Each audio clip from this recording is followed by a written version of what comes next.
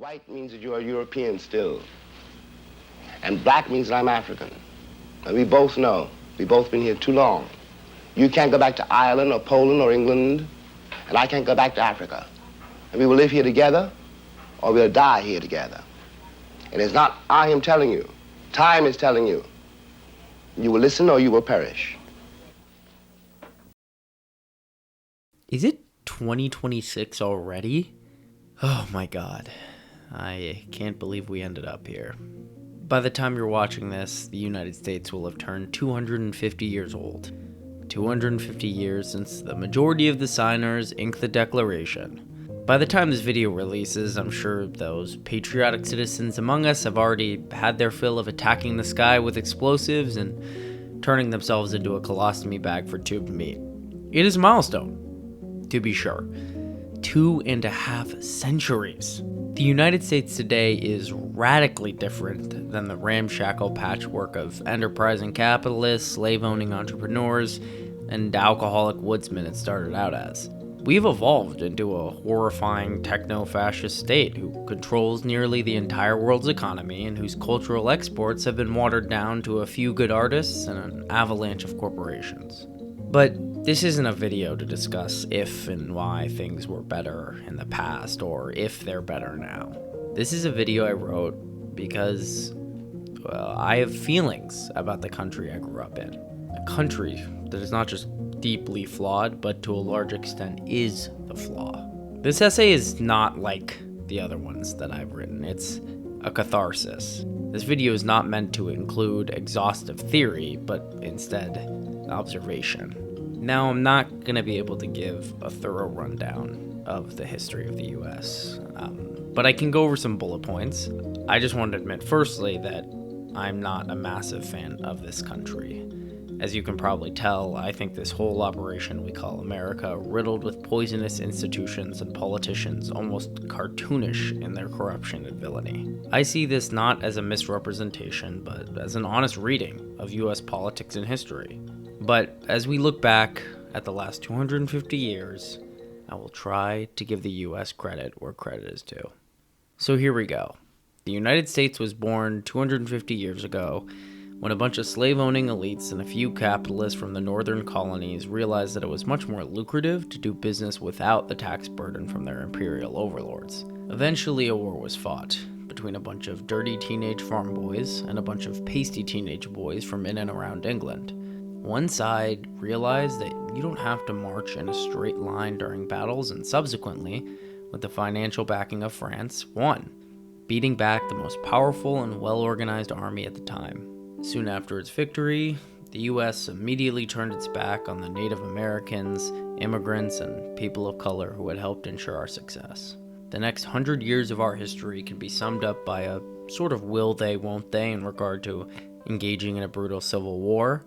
The main dispute was, should we continue to administer states that endorse the kidnapping, imprisonment, torture, and murder of black people, or not do that? Surprisingly, it took 4 years and the slaughter of 600,000 dudes to come to the conclusion that forcing labor on innocent people, even if they are black, should not be legal. Subsequently, the guy who spearheaded making it illegal to do so had his brains blown out by the third most famous person in the country. The federal government did little to nothing to ensure a smooth transition from a South run on slavery to a free South, and the entire national market began to become dominated by ever larger company and joint stock groups. The latter part of the 19th century and the beginning part of the 20th century did see an incredible rise in standard of living for all Americans generally, however. This, and one more decade I will speak of, are the times that many Americans look back upon very fondly. From 1900 to 1920, we saw a boom in incredible music, art, television, and cinema. We saw new innovations and creative and useful technologies proliferate from the centers of American industry to all the corners of the globe. In Europe, a war had broken out that would scar the continent, and by default launch the US into the richest country in the world, as it entered the fray late and exited relatively unscathed, but with a ton of geopolitical goodwill. And while towering intellectuals like Du Bois and Jack London arose and helped change the way many Americans see the world and themselves, the government continued to lean into the boom-bust cycle of ravenous business that had plagued the late 1800s. By 1929, the seams of rampant speculation burst and outflowed a 25% unemployment rate and a wave of economic misery that permanently traumatized an entire generation. This would end up teaching an incredible lesson to the American population about what happens when economic guardrails are discarded, a lesson we have since absolutely forgot. The closest thing we've had to a socialist in FDR was swept to power and transformed what it meant to be the head executive. He lorded his presidential powers over the other branches of government and gave birth to what we now know as the American social safety net. The millions of today want and have a right to the same security that their forefathers sought in this nation. The assurance that with health and the willingness to work, they will find a place for themselves in the social and economic system of the time. The interwar years saw the capitalists take hit after hit as union membership soared and trust busting became the default.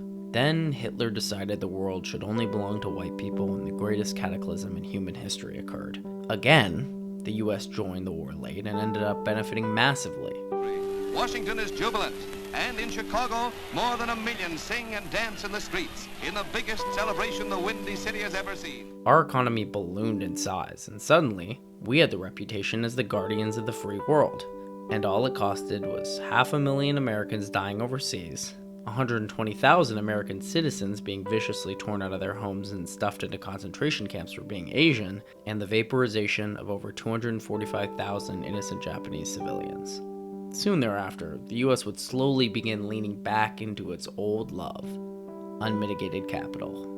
The 1950s arrived as birth rates soared, black Americans fought valiantly to become first-class citizens, and the US government began using any and all tools at its disposal to crush communism globally. In recognizing a communist, physical appearance counts for nothing. If he openly declares himself to be a communist, we take his word for it. The 60s and 70s saw the US push this operation as far as it could go, including invading a rural, small Southeastern Asian country and, incredibly, getting our asses beat. 60,000 Americans were killed and over 150,000 were wounded in this useless scuffle to try and gain a strategic geopolitical foothold. The Cold War eventually wound down with the dissolution of the USSR, our main adversary, and Ronald Reagan's ascension as political god king. The 80s and 90s saw ever-familiar capitalist consolidation. Rising urbanization saw crime rates briefly spike before the government responded by waging a war on drugs. How do you fight an inanimate object? I promise you, there's actually a stupider subject they declare war on coming up. What this ends up looking like in practice is private prisons being stuffed to the brim while poverty and homelessness are largely criminalized. As the millennium turned, incursions into the Middle East became more and more regular and violent as the entire nation stared down the barrel of the digital age and the specter of modernity. Then, an attack took place that would shape the psyche of young Americans for the next 25 years and push the pedal of U.S. imperialism all the way to the floor. At this hour, American and coalition forces are in the early stages of military operations to disarm Iraq, to free its people, and to defend the world from grave danger. The 9/11 attacks jettisoned the U.S. into that aforementioned, even dumber, war on terror. We are now supposedly freer, safer, and more justice-y? All it took was millions of dead Middle Easterners, trillions of dollars, and the absolute and complete surrender of our privacy to the federal government and the private data collectors they sell it to. Today, the U.S. is more or less in its slow, decaying imperial stage. We continue to ravage the countries to the east as our own citizens beg for a higher standard of living. A few months ago, the president hosted a cage fight on his front lawn to celebrate his birthday. This at a time when 18.3 million households are food insecure and medical bankruptcy has hit an all-time high. An even more clear benchmark came in June, where Elon Musk became a trillionaire thanks to his private and federal business investments from the United States. We are in a sick place, I think.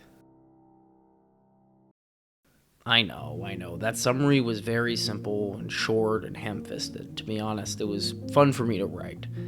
And it serves as a simple sort of refresher of some of the highlights of our very short time as an organized nation. And just to be clear, I mean a very, very short time.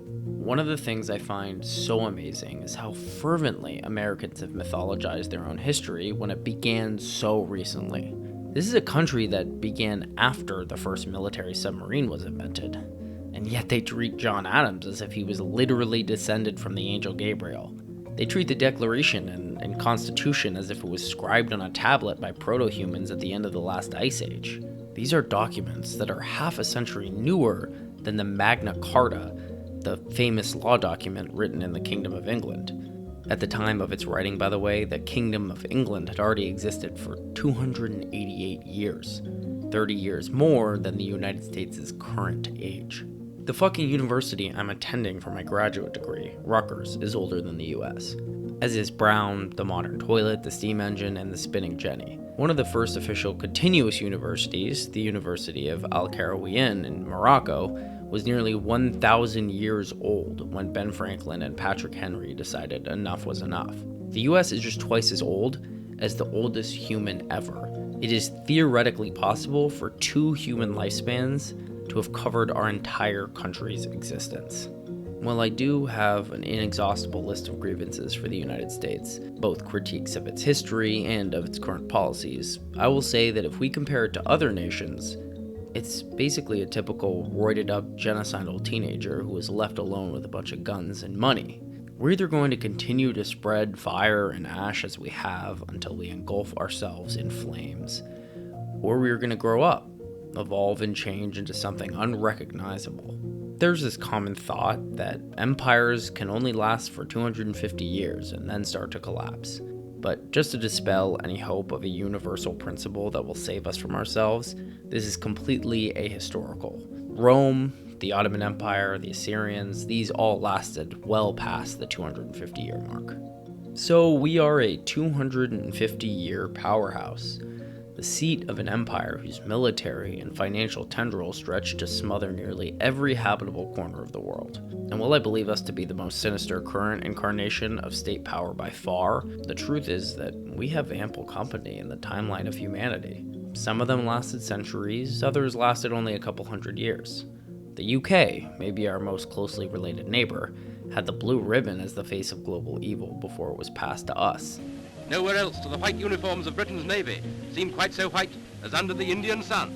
Portugal, the Ottoman Empire, the Assyrians, the Persians, the Spanish empires, the Mongols. This role has shifted from region to region and from despot to despot. To my critiques of American state power, I hear this rebuttal frequently. Well, other countries have done things just as bad, if not worse, than the United States in the past.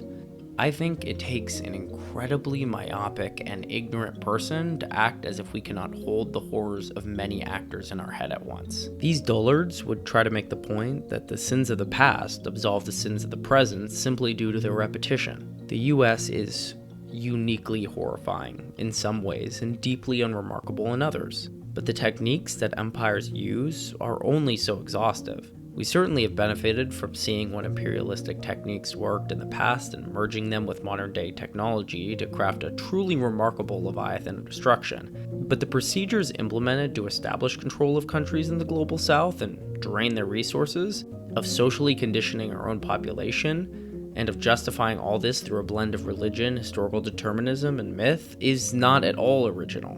I'm not sure how long this can go on. For a 250-year nation, we have accomplished a lot, but are certainly more decrepit than we should be if we're trying to last another quarter century. The empires I previously mentioned, our closest approximations, were certainly in much better shape when they turned 250 than we are now. The gap between the rich and poor is growing. Our political and social institutions are less trusted than they have been in our entire history. And the hope held in the early 2000s about pivoting to greener energy infrastructure to extend humanity's ability to live on Earth has evaporated. Perhaps in 250 years, another bored post-grad student will write about the horrors of the global empire of Saudi Arabia or some other power that will succeed the US. Will this cycle end? Will the scythe just keep getting passed from one global leader to the next until the oceans boil away? I would suppose it's possible for the populace of the world to seek to create a kind of geopolitical equilibrium, but that also seems highly unlikely. Maybe I'm overstating the case, and the US has some second wind. But I think more likely, we will slowly shamble on like some sort of half-dead zombie in the sun, melting and oozing until there is nothing left but a pile of bones that future historians will identify as the foundations of the most destructive political force of the 20th and 21st century. Good fucking riddance.